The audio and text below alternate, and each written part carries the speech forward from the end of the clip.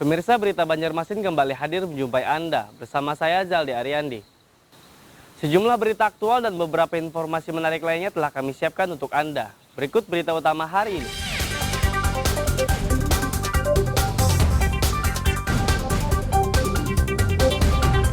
Diduga akibat tukang siomay lupa mematikan kompor gas, rumah kontrakan 6 pintu di Banjarmasin terbakar.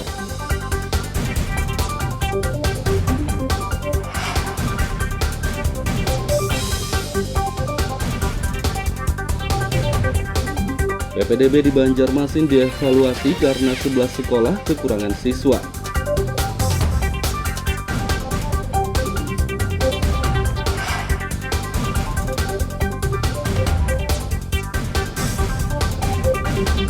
Ribuan tenaga honorer di Banjarmasin diusulkan jadi P3K dan dialihdayakan.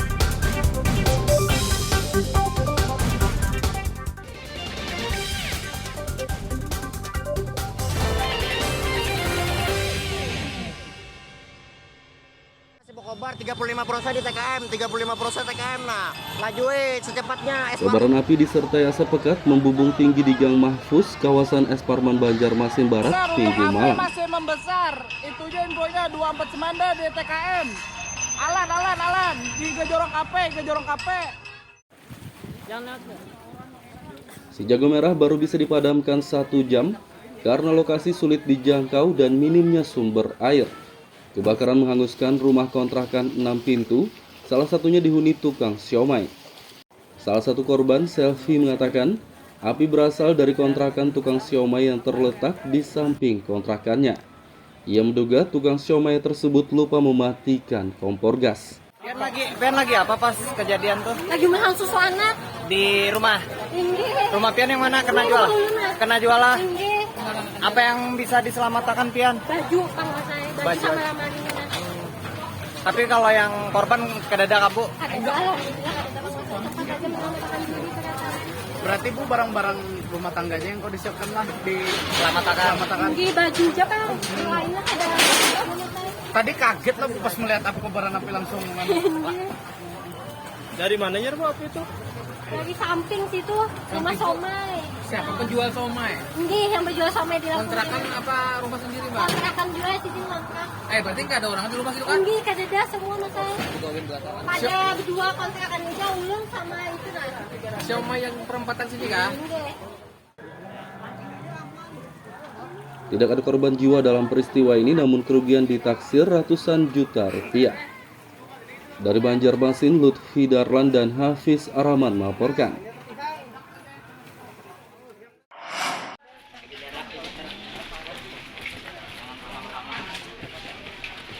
Penerimaan peserta didik baru PPDB tahun ajaran 2022-2023 di Banjarmasin dievaluasi.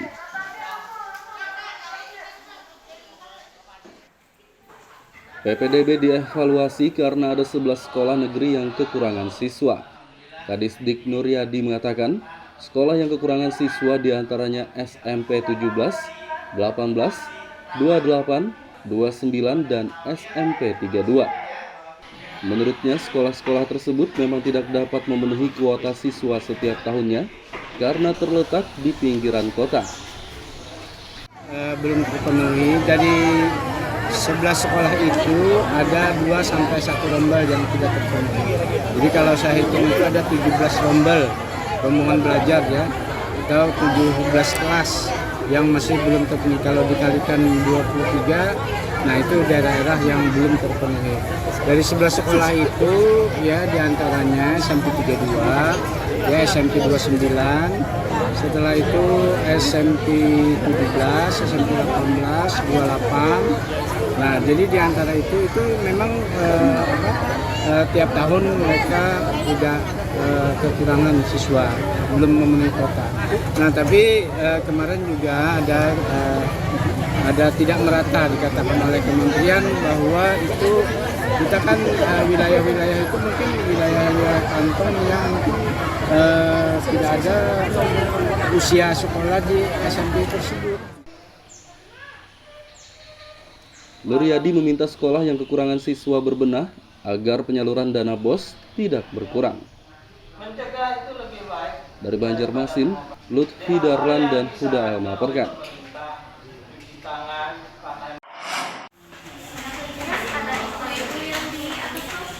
Tahun 2023 mendatang, tenaga honorer akan dihapus dari seluruh instansi pemerintahan. Penghapusan tenaga honorer merupakan keputusan Menteri Pendayagunaan Aparatur Negara dan Reformasi Birokrasi Menpan RB yang diterbitkan 31 Mei lalu. Di lingkup pemerintahan Kota Banjarmasin, ada 5.600 tenaga honorer yang terancam dihapus jika keputusan tersebut diberlakukan tahun depan. Ribuan tenaga honorer tersebut saat ini tengah didata dan dikelompokkan oleh BKD Diklat. Sebagian dari mereka akan diusulkan menjadi pegawai pemerintah dengan perjanjian kerja atau P3K dan sebagian lagi dialihdayakan. Makanya sekarang yang itu, ini proses makan kita nanti setelah ini kan kita konsultasi ke kementerian nih. Ini gimana nih, bisa masuk di P3K atau enggak? Nah, gitu. Jadi kan masalahnya kan gitu, keterbatasan jabatan fungsionalnya itu loh, nama jabatan fungsionalnya keterbatasan. Atau itu apa ya? Kalau dia sourcingkan gitu. Iya, kalau dia sourcingkan. Jadi makanya outsourcing itu gini, yang tidak ada di dalam jabatan fungsional. Jadi makanya gini kan kita bilang. Tapi sudah dalam proses, sudah mulai proses, nanti kita akan konsultasi ke yang diutamakan untuk jadi P3K apa aja Pak?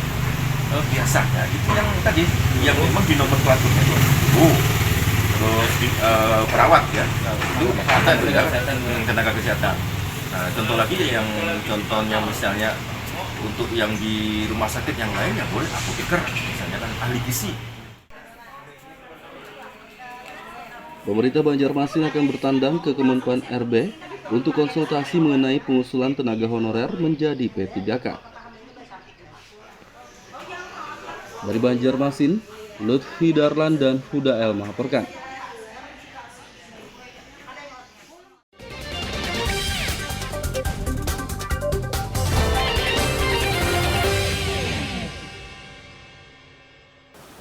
Pemirsa masih bersama kami dalam Berita Banjarmasin. Bagi Anda yang baru bergabung, berikut Berita Banjarmasin utama hari ini.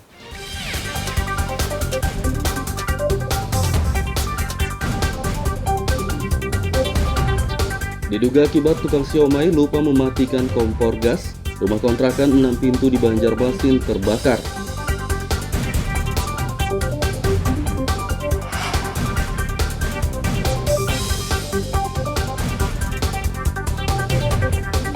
PPDB di Banjarmasin dievaluasi karena 11 sekolah kekurangan siswa.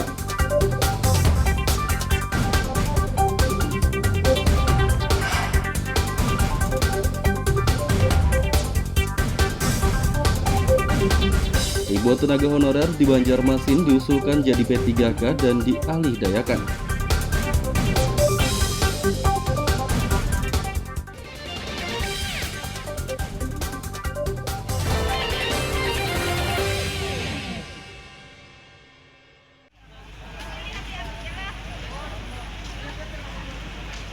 Ribuan pencari kerja serbu Job Fair 2022 yang digelar pemerintah Banjarmasin.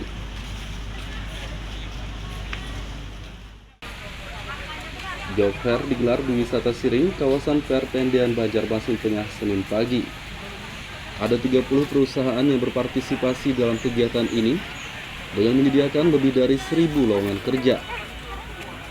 Salah satu pencari kerja, Fitriana, antusias mencari lowongan kerja dalam kegiatan ini karena sudah hampir 1 tahun menganggur. Selama ini mencari kerjaan susah atau gimana? Lumayan. Susah lah. Sebelumnya sebelum ada job fair ini ada ikut jual lah lowongan gitu lah, bisa nyoba sendiri gitu. Berapa kali sudah Mbak? Pernah kerja terus di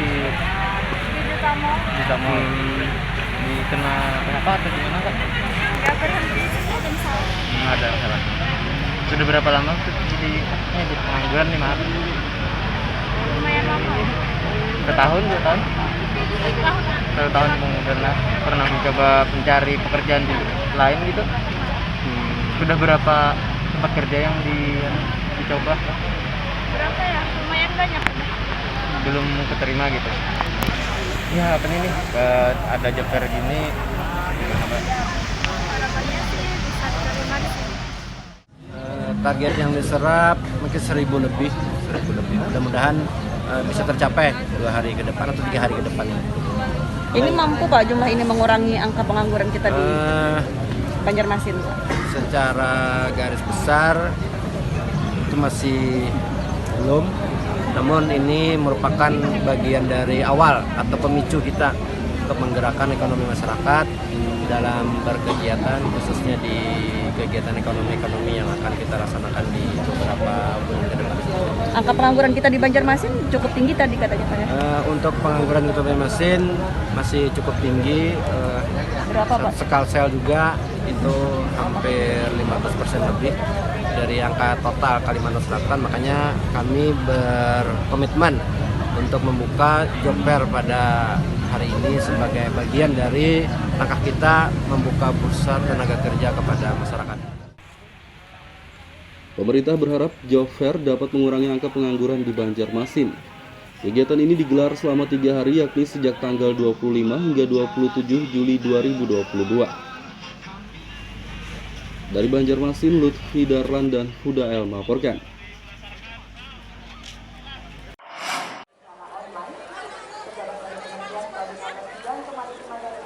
Puluhan usaha mikro, kecil, dan menengah (UMKM) pamerkan berbagai produk dalam acara Gerakan Bangga Buatan Indonesia GBBI Kalimantan Selatan.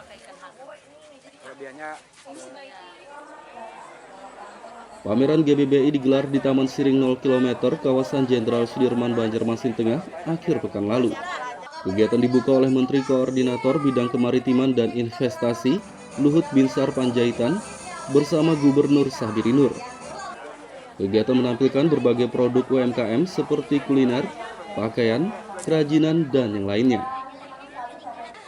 Salah satu pelaku UMKM, Susan, mengatakan produk yang ia pamerkan dalam acara ini laris manis diserbu pembeli. Kalau pengunjung yang datang lebih berminat pada produk yang mana nih? Yang lebih disukai? Sama aja sih, rata-rata ada aja. Apa aja diantaranya nih? Apa aja diantaranya? Mungkin karena ngelihat ini ya, ulin, dari bahannya kayu ulin, jadi lumayan tertarik gitu beli. Dari kayu ulin ya Bu? Kayu ulin. Kalau barang yang banyak diminati apa aja nih Bu? Barang yang banyak diminati? Talenan sih, talenan ya? rata-rata. Karena Sumpit juga lumayan. Ini bikinan sendiri apa dari salah satu?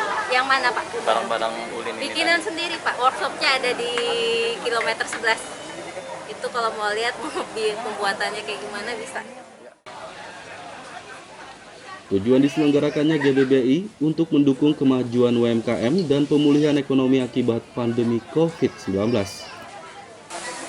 Dari Banjarmasin, Lutfi Darlan dan Ahmad Fauzi melaporkan.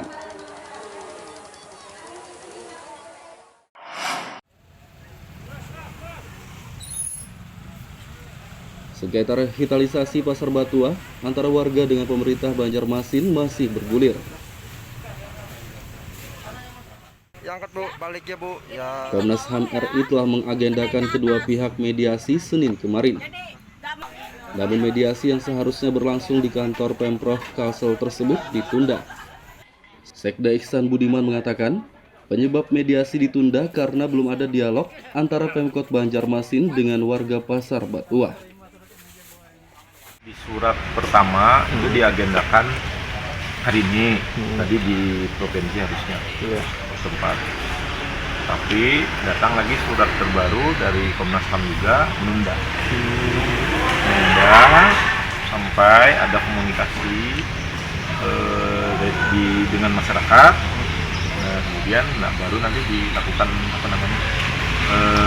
penetapan ulang penjadwalan ulang. Ini berarti tergantung kesepakatan dua pihaknya lah, sebenarnya kita melakukan audiensi dialog antara dua pihak baru kan? Iya. Aku tangkap seperti itu Bang. Kalau dari Pemkot Bang Pak, kapan mau ini rencananya gerak dengan sebenarnya kan kalau untuk komunikasi itu sudah jalan. Kawan-kawan Perdagim itu melakukan komunikasi terus mengenai pendataan ini dan segala macam sudah jalan. Namun saya tidak tahu apa pertimbangan dari Komnas HAM untuk membatalkan hari itu.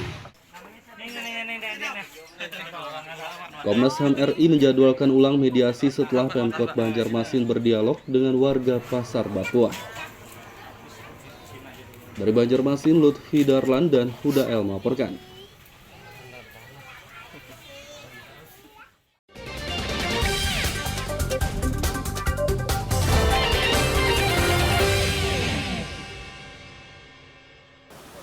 Pemirsa, masih bersama kami dalam Berita Banjarmasin. Bagi Anda yang baru bergabung, berikut Berita Banjarmasin utama hari ini.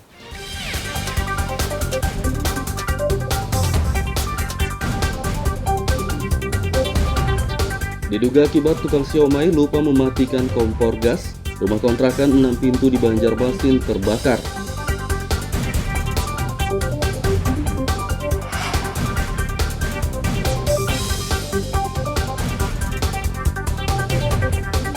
PPDB di Banjarmasin dievaluasi karena 11 sekolah kekurangan siswa.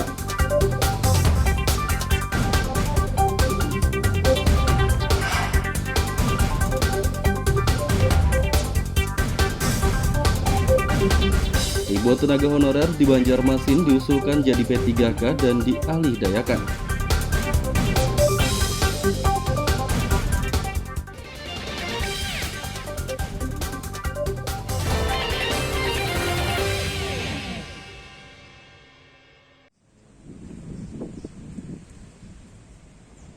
Belas proyek strategis di Kalimantan Selatan dikawal oleh Kejaksaan Tinggi Kejati.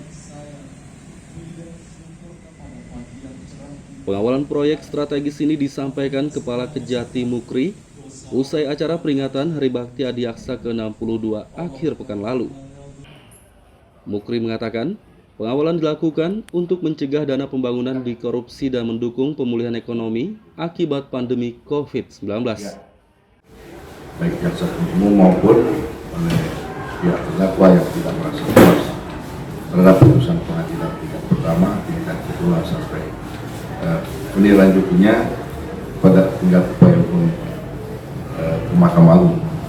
Untuk banding ada 1 perkara korupsi, ya, dan 2 perkara pajak.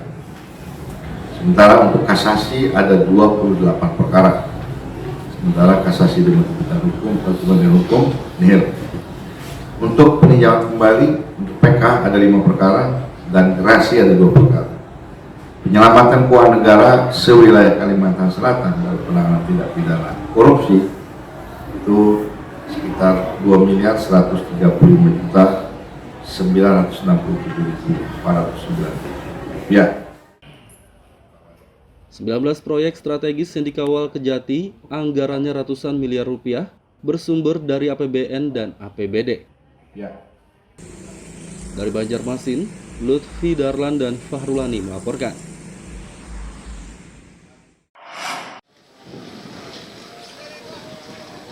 Ratusan nelayan di Kecamatan Pulau Laut Utara, Kota Baru diberi bantuan sembako.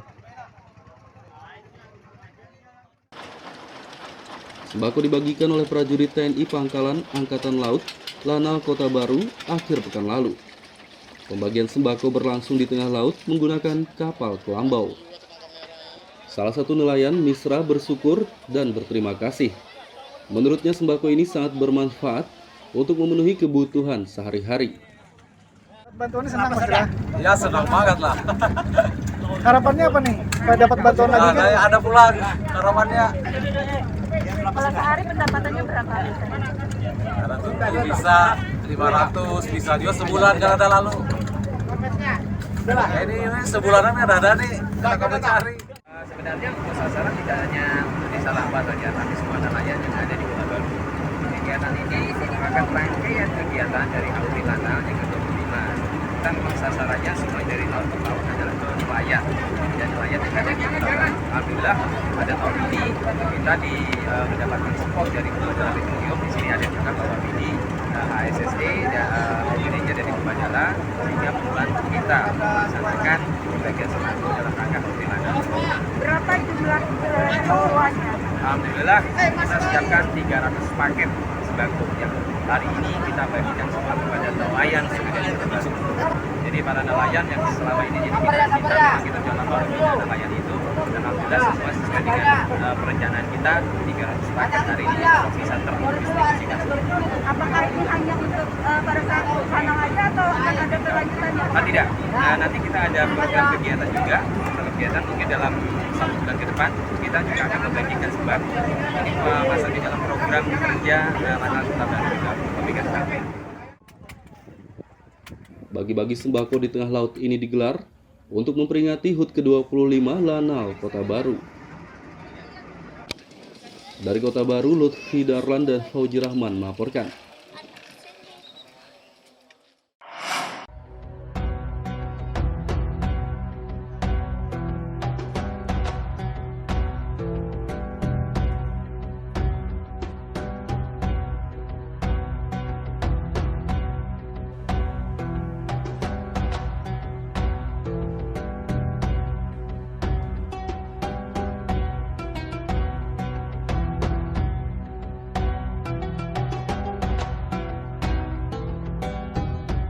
Puluhan napi dari anak-anak hingga dewasa yang masa hukumannya akan berakhir atau mendapat asimilasi tidak lagi menjalani kesehariannya di dalam lapas.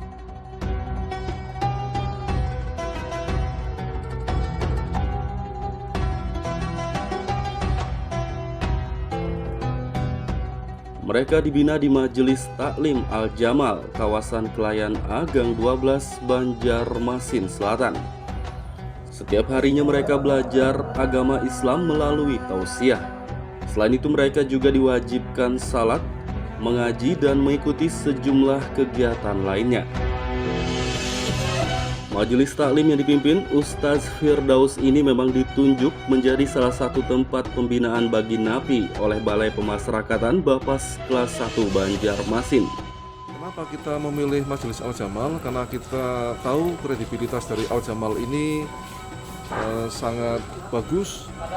Di samping memberikan pembinaan kepribadian juga ada pembinaan kemandirian, sehingga klien bisa langsung mendapatkan dua keuntungan ya, ada keuntungan pembinaan kepribadian dan kemandirian.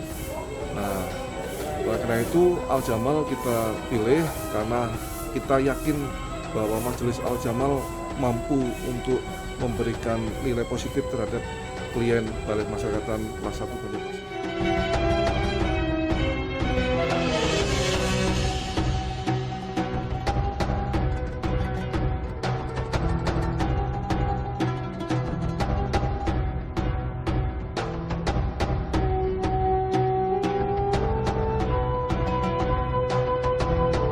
Di majelis taklim ini, para napi tidak hanya mendapat pembinaan keagamaan, tapi juga kepribadian, sosial, dan kemandirian. Bahkan sejumlah napi yang sempat dibina dan telah berakhir masa hukumannya diberdayakan untuk bekerja di tempat usaha layanan servis AC milik Ustaz Firdaus. Bisa dijelaskan Bang, sejak kapan mondok di sini lah istilahnya? Tahun kemarin Bang, hampir 1 tahun lebih dari sini. Sekarang udah nggak berstatus napi lagi ya, udah nggak berbinaan lagi ya? Tidak Pak, lamanya di bina sini. Sekarang kerja apa Bapak? Kerja ngeri asep sama situ Pak, pekerjaan di sini. Selama mondok lah istilahnya di sini, bagaimana menurut Abang nih sama mondok di sini?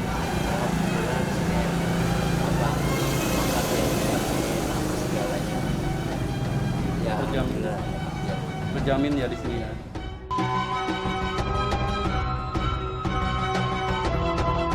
Ustaz Firdaus mengatakan, semua santrinya tidak hanya napi tapi juga anak jalanan dan yatim piatu. Menurutnya sebagian besar santri telah bekerja di tempat usahanya dan sebagian lagi bekerja di rumah sakit serta tempat lainnya. Ada binaan pengantaran dari Bapas, ada binaan dari Babinsa, ada anak jalanan, ada juga lemparan dari yatim piatu. Berapa jumlah mereka? Sekitar 40-an lebih. Untuk setiap hari mereka dibina seperti apa di sini? Ya, dibinanya sholat, terus ngaji, atau baca Quran seperti bekerjakan seperti layaknya tadi pekerjaan. Ada yang masih di bawah umur? Ada napi yang di bawah umur, itu tahanan Bapas atau lemparan binaan Bapas.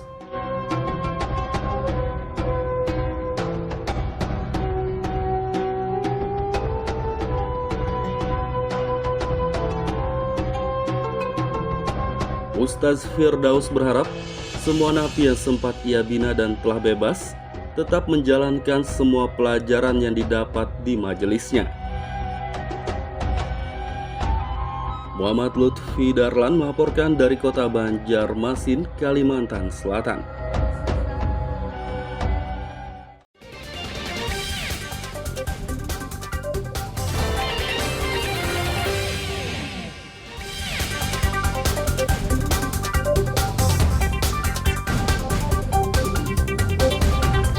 Diduga akibat tukang siomay lupa mematikan kompor gas, rumah kontrakan 6 pintu di Banjarmasin terbakar.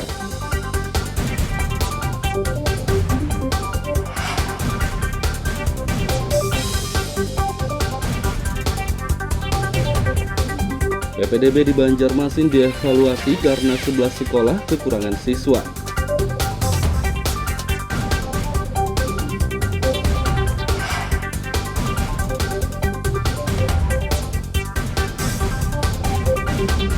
Ribuan tenaga honorer di Banjarmasin diusulkan jadi P3K dan dialihdayakan.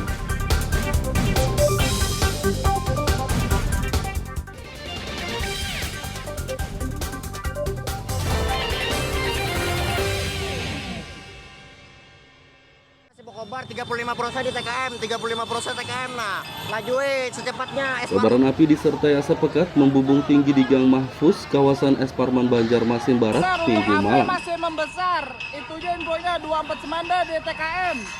Alan di Gejorong KP. Si jago merah baru bisa dipadamkan 1 jam karena lokasi sulit dijangkau dan minimnya sumber air. Kebakaran menghanguskan rumah kontrakan 6 pintu, salah satunya dihuni tukang siomay.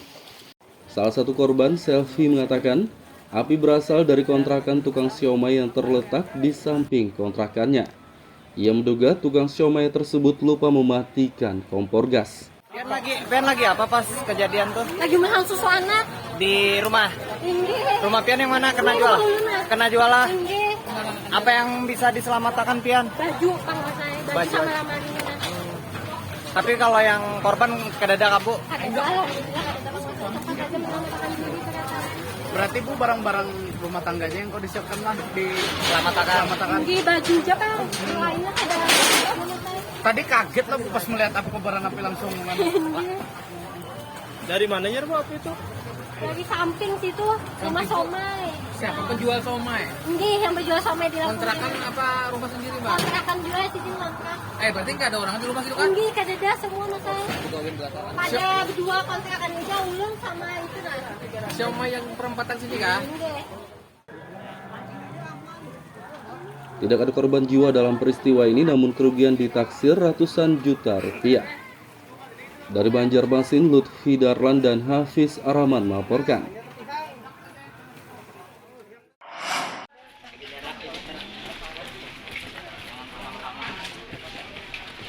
Penerimaan peserta didik baru PPDB tahun ajaran 2022-2023 di Banjarmasin dievaluasi.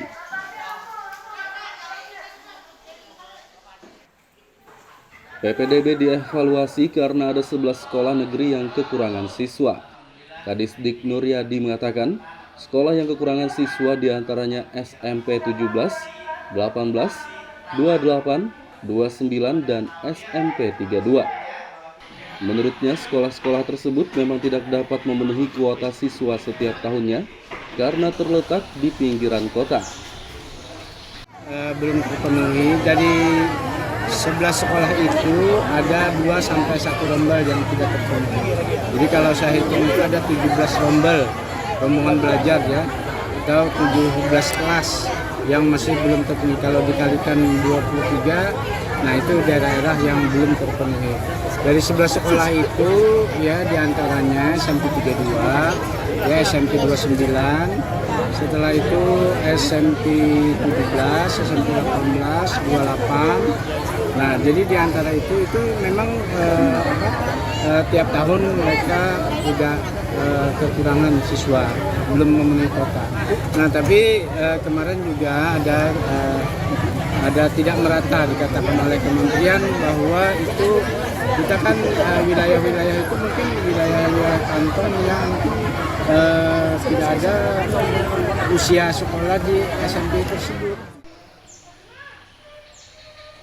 Nuryadi meminta sekolah yang kekurangan siswa berbenah agar penyaluran dana BOS tidak berkurang.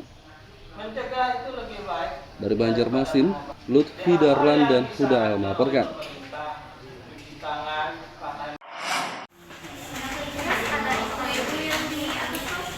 Tahun 2023 mendatang, tenaga honorer akan dihapus dari seluruh instansi pemerintahan.